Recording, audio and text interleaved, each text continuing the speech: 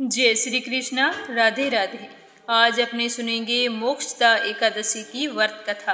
तो सबसे पहले श्री हरि विष्णु के चरणों का ध्यान करते हुए कमेंट बॉक्स में जय हो विष्णु भगवान की, जय हो कृष्ण कन्हैया की अवश्य लिखें और फिर एकाग्र होकर प्रसन्नचित मन से इस कथा को श्रद्धापूर्वक पूरा सुने।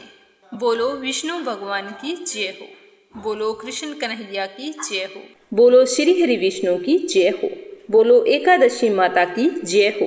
एक बार की बात है, एक राज्य में एक राजा रहा करता था। राजा बहुत ही बुद्धिमान और बलशाली था। वह सदैव अपनी प्रजा का बहुत ही अच्छे से ध्यान रखता था। प्रजा भी अपने राजा को बहुत ही पसंद करती थी। राजा के 2 बेटियां थीं। राजा अपनी दोनों बेटियों से बहुत ही प्रेम किया करता था। राजा की दोनों बेटियां बहुत ही सुंदर थी, लेकिन राजा की छोटी बेटी देखने में बहुत ही सुंदर और धार्मिक प्रवृत्ति की थी। वो 12 मासी ग्यारस माता की पूजा और व्रत किया करती थी।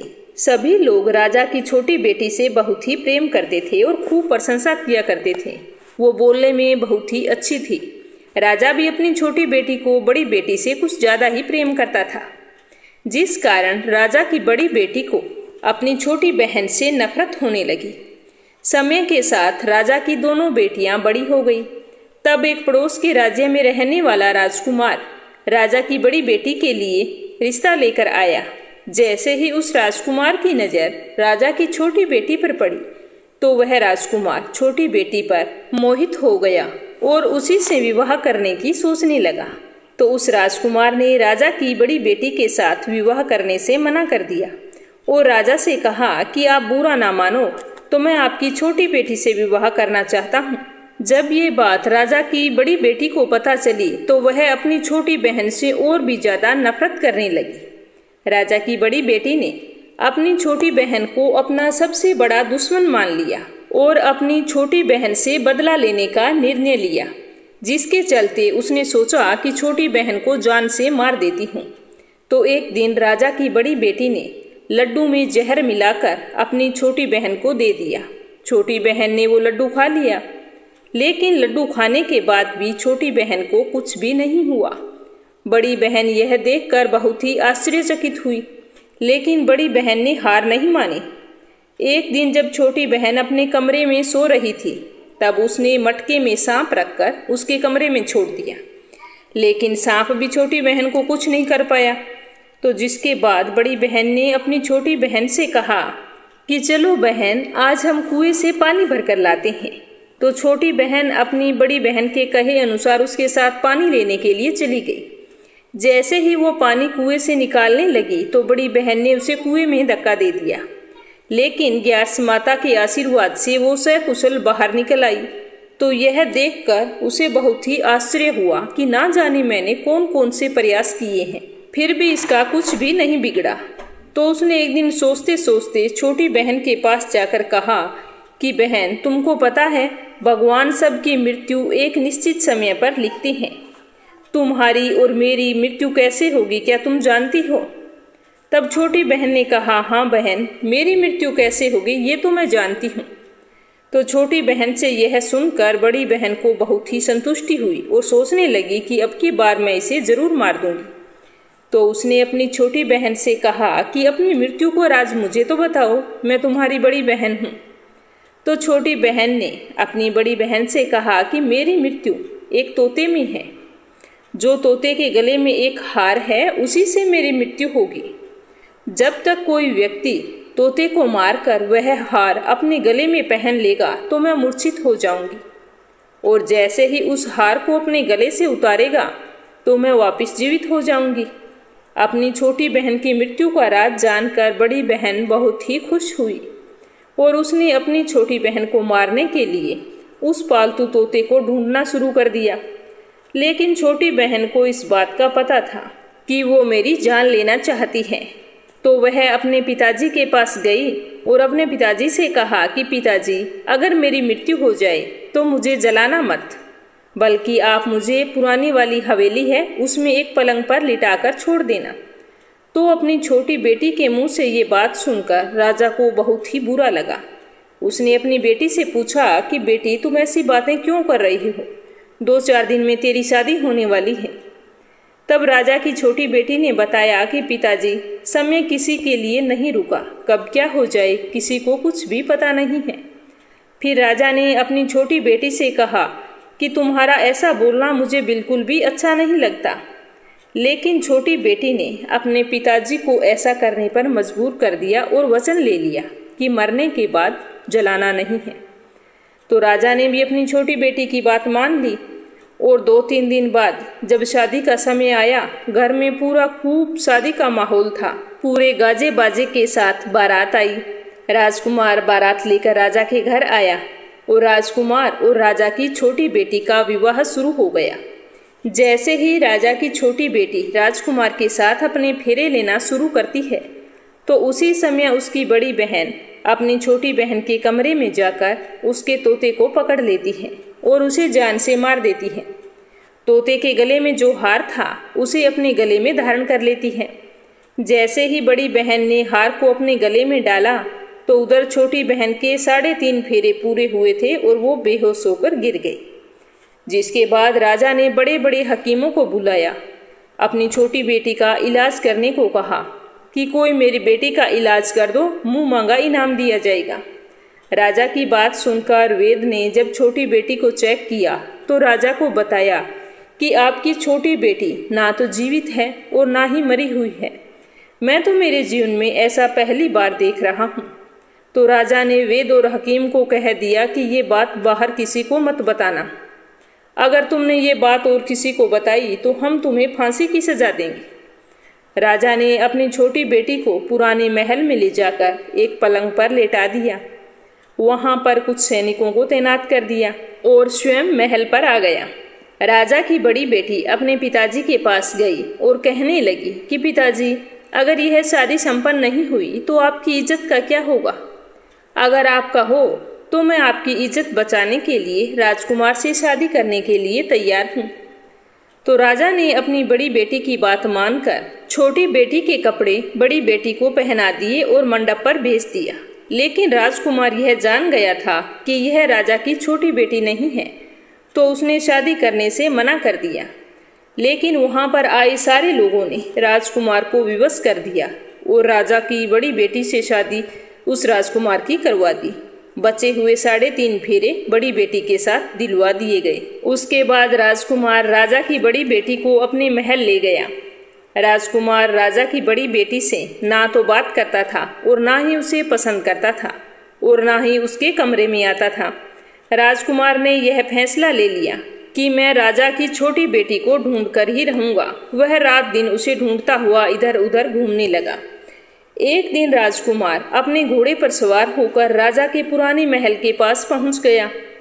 जहां पर उसने कुछ सैनिकों को देखा, तो महल के पास पहुंचकर राजकुमार ने जब महल को ध्यान से देखा तो वह समझ गया कि यह मेरे ससुर का पुराना महल है।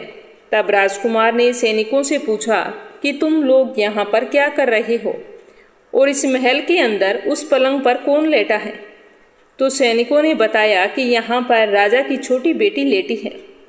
तो यह सुनकर राजकुमार बहुत ही खुश हुआ और तुरंत उससे मिलने के लिए अंदर चला गया।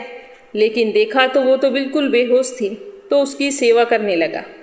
जैसे ही रात हुई तो राजा की छोटी बेटी उठकर बैठ गई। तो राजकुमार यह देखकर बहुत ही खुश हुआ और उसे पूछने लगा कि तुम यहाँ पर क्या कर रही हो? ऐसे 20 फेरों से खड़ी होकर यहाँ पर क्यों चली आई? तुम मेरे साथ चलो। तो राजा की छोटी बेटी ने राजकुमार को सारी बात बता दी। बताया कि मेरी जान एक तोते में बसी थी और यह बात मैंने अपनी बड़ी बहन को बता दी। मुझे पता है कि उसी ने मुझे मारने का प्रयास किया है। उसके पास एक हार है जिसको वह सुबह पहन लेती है और रात को उतार कर रख देती है। जब तक वह हार को पहने रखती है तब तक मैं मूर्छित रहती हूँ और जैसे ही वह हार को उतार देती है तो मैं जीवित हो जाती हूँ।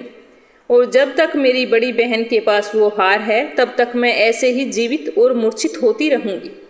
अगर मेरी बड़ी बहन के पास जो हार है वो मेरे हाथ आ जाए तो मैं हमेशा के लिए जीवित हो जाऊंगी। तो राजकुमार यह बात सुनकर राजा की छोटी बेटी के पास रहने का निर्णय ले लिया और बचे हुए फेरे लेकर अपने विवाह को भी पूरा कर लिया और वहीं पर रहने लगा। ऐसे करते करते काफी समय बीत गया। राजा की छोटी बेटी गर्भवती हो गई। एक दिन राजकुमार को किसी काम से बाहर जाना पड़ा तो पीछे से राजा की छोटी बेटी के पेट में बहुत जोरों से दर्द होने लगा। तो उसने उस समय ग्यार्स माता का आह्वान किया, जिसके बाद ग्यार्स माता वहां पर प्रकट हुई और उसने उसके दर्द को दूर किया। एक सुंदर पुत्र को उसने जन्म दिया। जब आधी रात को राजकुमार बाहर से आया तो उसने ग्यार्स माता को देखा तो वह बहुत ही आश्चर्यचकित हुआ। उसने तुरंत माता को प्रणाम किया और ग्यार्स माता ने राजकुमार से कहा कि जब तुम्हारा बेटा 5 वर्ष का हो जाए तो तुम अपनी पत्नी का हार लाकर इसके गले में डाल देना, जिससे यह हमेशा के लिए जीवित हो जाएगी। तो समय के चलते राजकुमार का बेटा 5 साल का हो गया। एक दिन राजकुमार को फिर कोई काम था, उसे बाहर जाना पड़ा। तो उसने कहा, तुम अपनी माता का ध्यान रखना और मैं शाम तक लौट आऊंगा।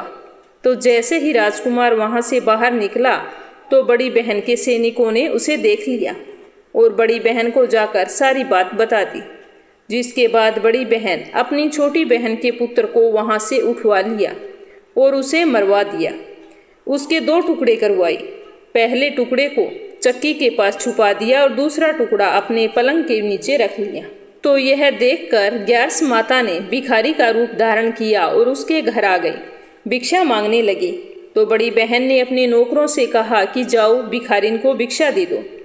लेकिन जैसे ही नौकर ग्यार्स माता को भिक्षा देने के लिए जाते हैं तो माता उन्हें मना कर देती है और कहती है कि मैं तुम्हारी महारानी से ही भिक्षा लूंगी।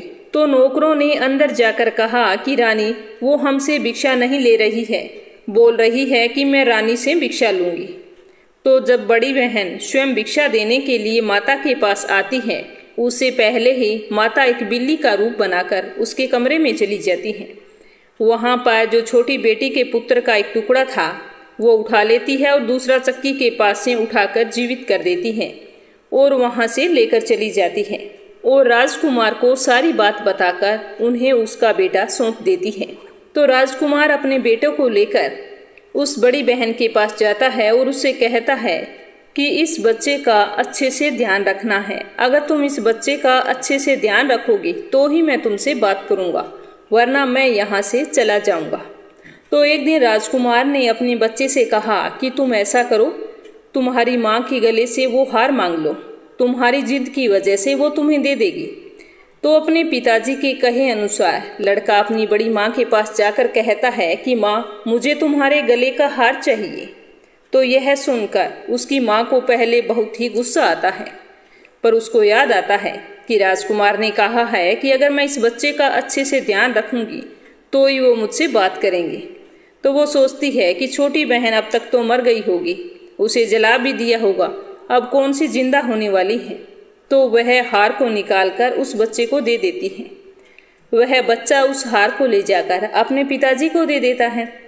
तो राजकुमार अपने बेटे और उस हार को लेकर वहां से चला जाता है और जाते हुए कह जाता है कि तुम हमारे लिए खाना बनाकर तैयार रखना, मैं शाम को आकर तुम्हारे साथ ही खाना खाऊंगा। यह कहकर अपने बेटे को लेकर वहां से सीधा राजा के पास जाता है और राजा को सारी बात बता देता है। राजा अपनी बड़ी बेटी की यह करतूत सुनकर बहुत ही क्रोधित होते हैं और अपनी परवरिश को दोष देने लगते हैं और राजकुमार को अपनी छोटी बेटी के साथ रहने का आदेश देते हैं। तो राजकुमार वह हार लेकर छोटी रानी के पास जाता है और उसके गले में वो हार डाल देता है, जिससे वो जीवित हो जाती है। दोनों बहुत ही खुश होते हैं और राजकुमार अपने बेटे और अपनी पत्नी को लेकर अपने राज्य चला जाता है।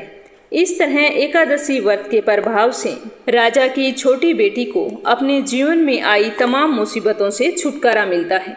बोलो श्री हरि विष्णु की जय हो। बोलो एकादशी माता की जय हो। एकादशी माता की जय हो। मुर नाम का एक दैत्य था। रावण और कंस की तरह वह भी बड़ा आतंक मचाता था। स्वर्ग में देवों सहित सभी को बहुत ही पीड़ा देता था। सारे देवी देवता उससे बहुत ही परेशान थे। सारे लोग मिलकर उससे रक्षा के लिए श्रीमन नारायण की शरण में गए विष्णु भगवान के पास जाकर उन्होंने भगवान विष्णु को अपनी परेशानी बताई कि किस तरह हम एक मूर्ख दैत्य से परेशान हैं। तो भगवान श्री हरि विष्णु ने उनसे कहा कि तुम चिंता मत करो, मैं उसे अपने आप संभाल लूँगा। सारे देवी देवताओं को पूरा आश्वासन देकर विदा कर दिया और स्वयं भगवान श्री हरि विष्णु मूर्ख के साथ युद्ध करने लगे, लेकिन अपनी सारी शक्ति लगाकर भी भगवान कुछ नहीं कर पाए। भगवान श्री हरि विष्णु को युद्ध के मैदान से पलायन करना पड़ा। वे युद्ध के मैदान से चलकर हिमालय की एक गुफा में आकर छुप गए। तो मूर्ख दैत्य भी उनका पीछा करते करते वहां पर पहुंच गया। भगवान ने ध्यान करना शुरू किया तो उसके मन से एक शक्ति उत्पन्न हुई। वो उनकी मानसिक शक्ति थी। तो इस शक्ति ने बाहर आकर मूर्ख को अपनी तलवार से मार डाला। ये तो हम सभी जानते हैं कि हमारे शरीर में 10 इंद्रिय हैं, 5 ज्ञानेंद्रिय और 5 कर्मेंद्रिय और 11वीं इंद्रिय है मन। संस्कृत में एकादशी का अर्थ 11 होता है। यह देवी उनके मन भगवान की 11वीं इंद्रिय से निकली थी, इसीलिए भगवान ने उन्हें एकादशी के नाम से पुकारा था। एकादशी माता की उत्पत्ति का दिन उनके नाम से ही जाना जाने लगा। माता एकादशी के अंतिम चरण के दौरान उत्पन्न हुई थी और उन्होंने द्वादशी के पहले चरण के दौरान दैत्य को मार डाला था। इसीलिए एकादशी के दिन व्रत रखकर द्वादशी के पहले चरण में इसका पालन किया जाता है। पुराने समय की बात है, गालव मुनि का भद्रशील नाम का एक पुत्र था। भद्रशील ने छोटी उम्र से ही एकादशी का व्रत करना शुरू कर दिया था। वह एकादशी के नियमों का पूरा पालन करता और व्रत रखता था। वह अपनी स्वेच्छा से ही व्रत किया करता था। मुनि ने उसे ऐसा करने के लिए कभी नहीं कहा। तो एक बार मुनि ने भद्रशील से पूछा कि तुम व्रत क्यों करते हो? ये व्रत करने के लिए तुम्हें किसने कहा है? मुझे आज बताओ, मैं तुमसे जानना चाहता हूँ। तो भद्रशील ने कहा कि मैं कई जन्मों से एकादशी का व्रत करता आ रहा हूँ। आमतौर पर किसी भी आदमी को अपना पिछला जन्म याद नहीं रहता। जब तक शिशु माँ के गर्भ में होता है तब तक उसे अपने पिछले जन्मों की याद रहती है, लेकिन जैसे ही वह जन्म लेता है तो जन्म से ठीक पहले यह स्मृति मिट जाती है, उसे कुछ भी याद नहीं रहता। लेकिन मुझे तो अपने पिछले जन्म का सब कुछ याद है। ये सब चमत्कार एकादशी व्रत की शक्ति है, जिसका मैं इस जन्म में भी पूरे नियमानुसार पालन करता हूँ। तो मुनि ने कहा कि तुम पिछले जन्म में कौन थे, क्या मुझे बताओगे? तो भद्रशील ने कहा कि मैं पूर्व जन्म में धर्मकीर्ति नाम का राजा था। मैं बहुत ही क्रूर था।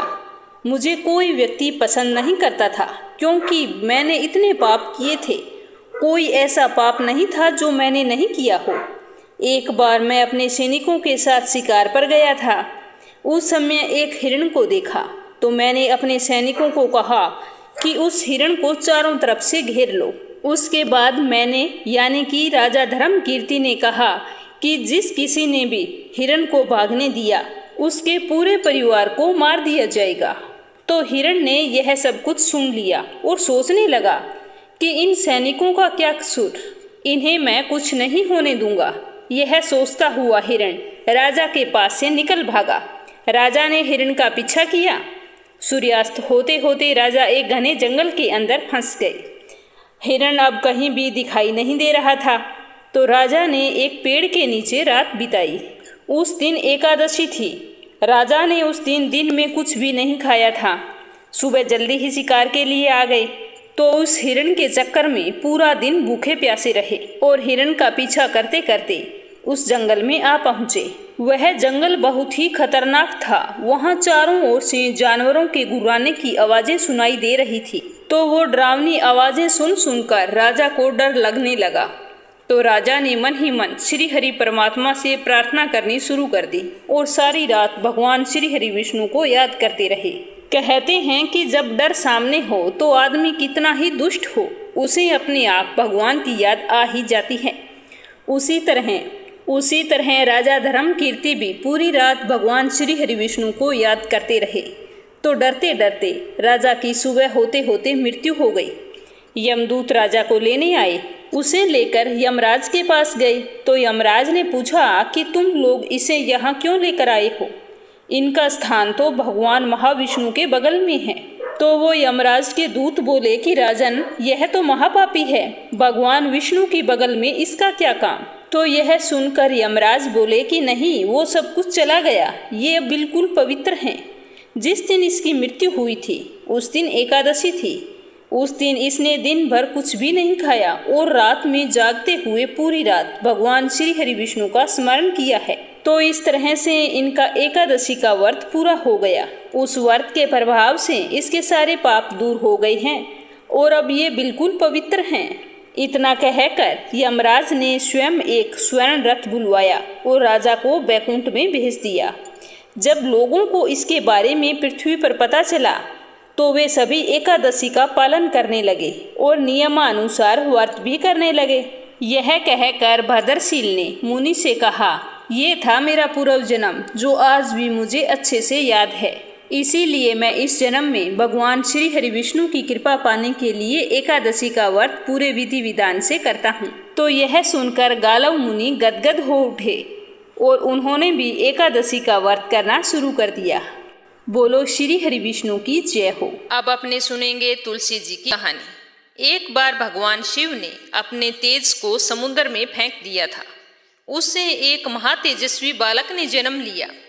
यह बालक आगे चलकर जालंधर के नाम से पराक्रमी दैत्य राजा बना। इसकी राजधानी का नाम था जालंधर की नगरी।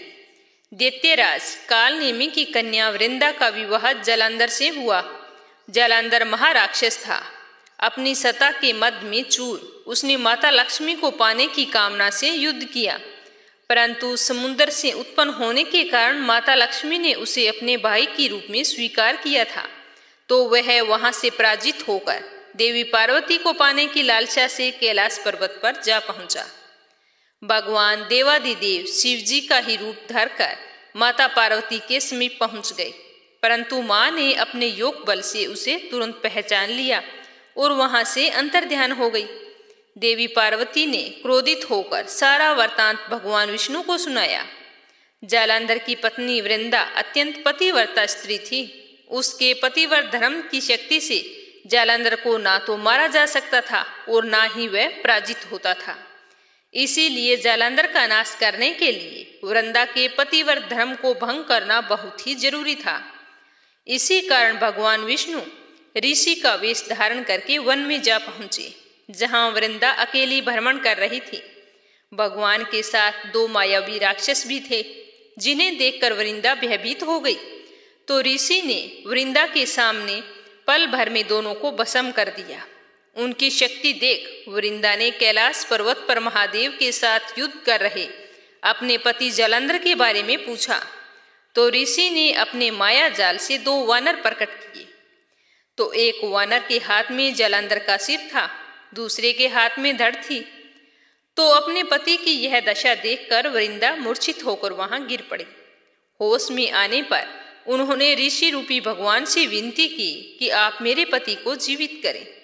तो भगवान ने अपनी माया से जालंधर का सिर धड़ से जोड़ दिया, परंतु स्वयं भी उसके शरीर में प्रवेश कर गए। वृंदा को इस बात का बिल्कुल भी आभास नहीं हुआ कि उसके साथ छल किया गया है। जालंधर बने भगवान के साथ वृंदा पतिव्रता का व्यवहार करने लगी, जिससे उसका सतीत्व भंग हो गया। ऐसा होते ही वृंदा का पति जालंधर युद्ध में मारा गया। इस सारी लीला का जब वृंदा को पता चला तो उसने क्रोधित होकर भगवान विष्णु को हृदयहीन शिला होने का श्राप दे दिया। अपने भक्त के श्राप को भगवान विष्णु ने स्वीकार किया और शालिग्राम पत्थर बन गए। सृष्टि के पालनकर्ता के पत्थर बन जाने पर पूरे ब्रह्मांड में असंतुलन की स्थिति हो गई। यह सब देखकर सारे देवी देवताओं ने वृंदा से प्रार्थना की कि भगवान विष्णु को श्राप से मुक्त करो। तो वृंदा ने भगवान विष्णु को तो श्राप से मुक्त कर दिया, परंतु स्वयं आत्मदाह कर लिया। कहा जाता है कि जहां वृंदा भस्म हुई थी वहां पर तुलसी का पौधा उगा था। भगवान विष्णु ने वृंदा से कहा था कि हे वृंदा, तुम अपने सतीत्व के कारण मुझे लक्ष्मी से भी अधिक प्रिय हो गई हो। अब तुम तुलसी के रूप में सदा मेरे साथ रहोगी। तभी से तुलसी जी की पूजा होने लगी और हर साल कार्तिक के महीने देवउठनी एकादशी के दिन तुलसी का विवाह भी विष्णु भगवान के शालिग्राम स्वरूप के साथ किया जाने लगा। कहा जाता है कि जो भी व्यक्ति 3 साल तक पूरी श्रद्धा से और सच्चे मन से तुलसी माता की 3 साल तक पूजा करता है और जल सींचता है, उसके बाद में देवउठनी एकादशी के दिन भगवान विष्णु के शालिग्राम स्वरूप के साथ तुलसी माता का विवाह करता है, उसे इस लोक और परलोक में यश की प्राप्ति होती है। कहते हैं कि जिस घर में तुलसी का पौधा होता है वहाँ यम के दूत असमय कभी भी नहीं जा सकते। मृत्यु के समय जिसके प्राण मंजरी रहित तुलसी और गंगा जल मुख में रखकर निकल जाते हैं, वह सब पापों से मुक्त होकर वैकुंठ धाम को प्राप्त होता है। जो मनुष्य तुलसी व आंवलों की छाया में अपने पितरों का श्राद्ध करता है, उसके पितर मोक्ष को प्राप्त हो। तो ये थी मोक्षदा एकादशी की संपूर्ण व्रत कथा।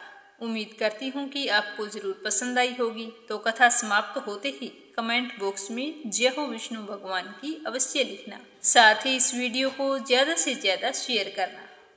भगवान श्री हरि विष्णु आपकी सारी मनोकामनाएं पूर्ण करें। आप सदा सर्वदा सुखी और संपन्न रहें। जय श्री कृष्णा। राधे राधे।